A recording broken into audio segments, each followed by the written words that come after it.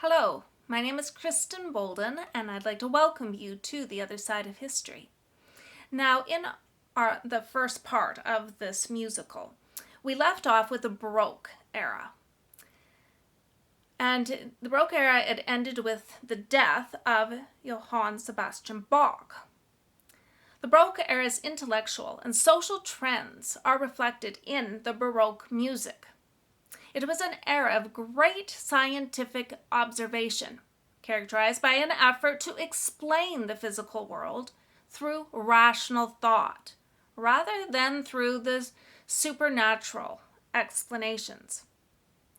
It is such an important time in Earth's history that I would like to spend a little more time talking about this Baroque period before looking into the Classical era. During the Middle Ages, the control of the entire economic structure was by the Church of Rome, and it made it extremely uncomfortable for any who would differ publicly with the established authority. Careful observers could see that the schoolmen were wrong in many of their theories, but to expect change was like banging your head against a brick wall. The Bible does not teach that the earth is the center of our solar system, or that the laws of chemistry and physics do not operate to accomplish living processes. The church schoolmen said that Rome was the center of the earth, and the earth was the center of our solar system. They said that the heart performed dilation, allowing the blood to move from the veins into its chambers so that it might receive a vital spirit. It was said that the blood moved itself by means of this mysterious spirit. It was largely through the work of men such as Galileo and Newton that the scholastic philosophy of the Middle Ages, a system of stagnation and obedience to authority, it came to an end. It was seen that God was able to operate his creation through understandable physiochemical laws. Now, Baroque music and art, it reflected the era's belief that logical systems and the invisible hand of God rationally controlled the complexity of our world. As the Roman Church's power decreased, the power of the monarchy increased. Baroque art is magnificent and extravagant and was often a celebration of the absolute monarch, who commissioned the artist.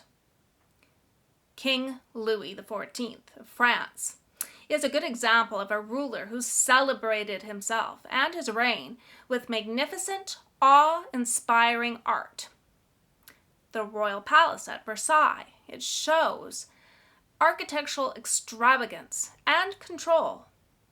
But like Baroque music, the symmetry kept the extravagance in place.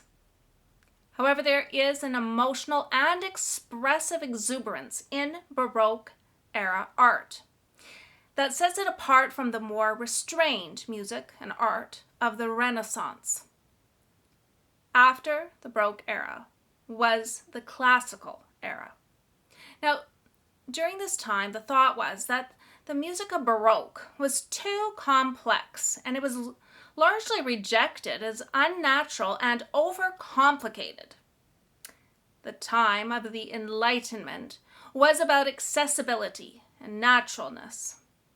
There was a different attitude towards music in a new middle class who enjoyed a newfound leisure time that their ancestors did not have.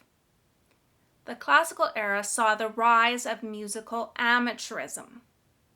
During the Baroque period, composers like Johann Sebastian Bach, they were supported by the prince, and his purpose was in composing music to please the prince. The Enlightenment was with its new brand of humanism.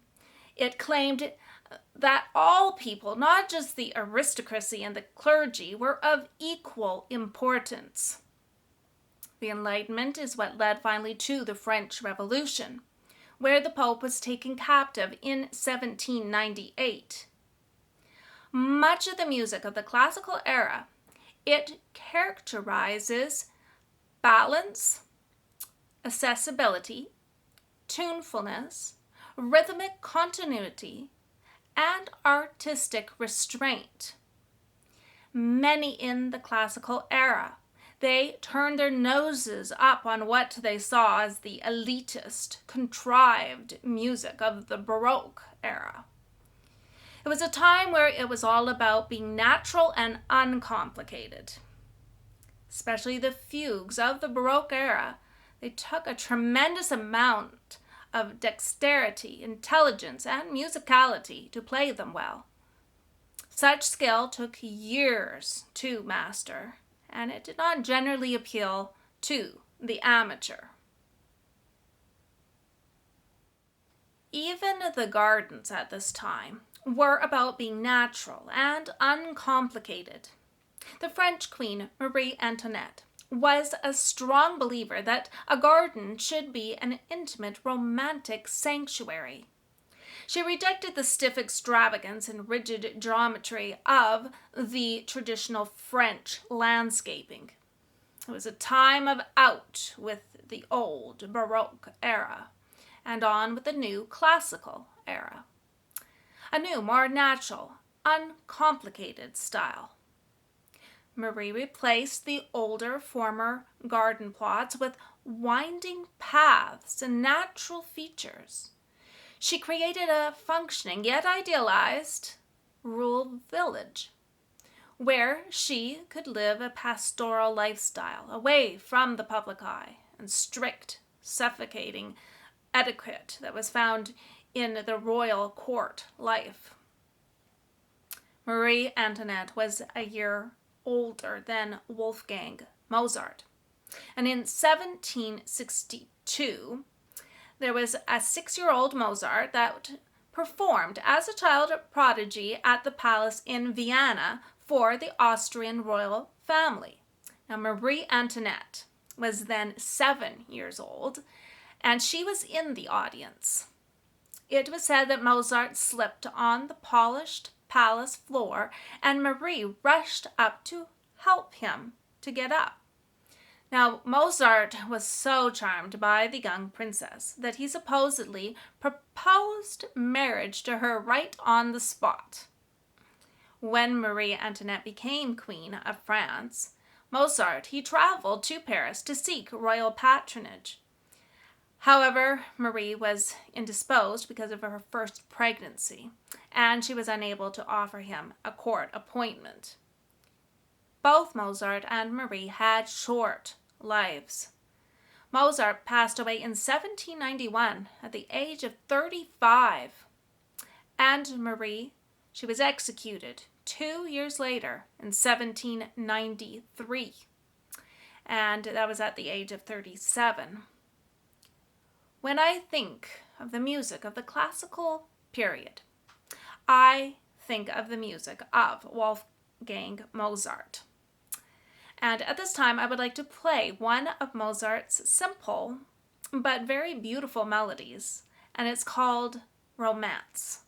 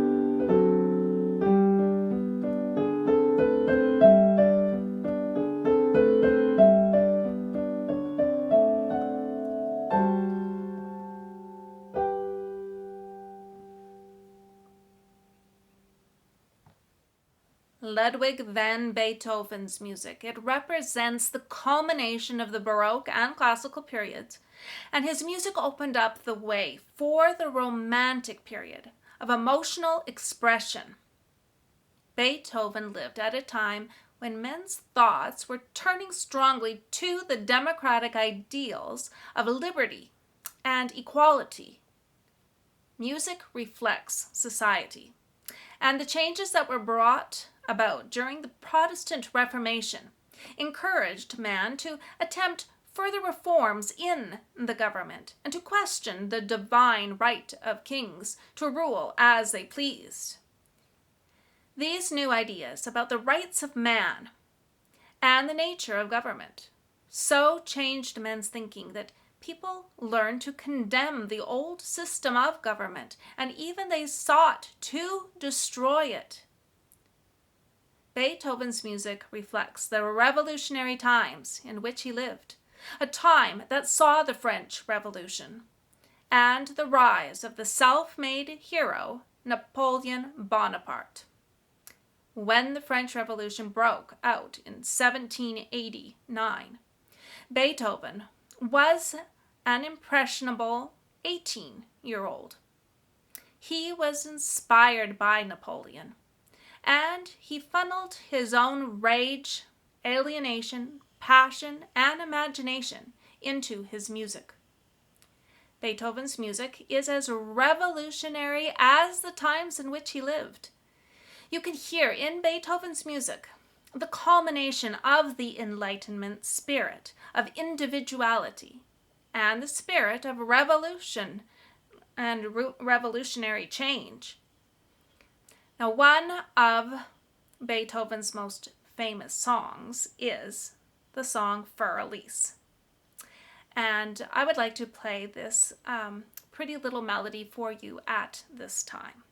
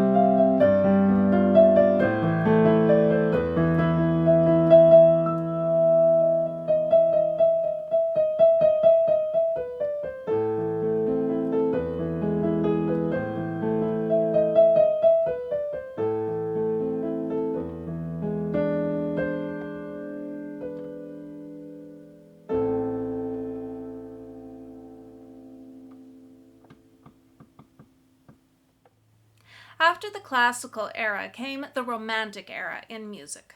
There are some very beautiful songs that come from the Romantic period, and many, if not most, of the Romantic era composers continue to employ classical era forms to some degree. The composers would manipulate the form, but still manage to maintain a coherent, dramatic, and structural line.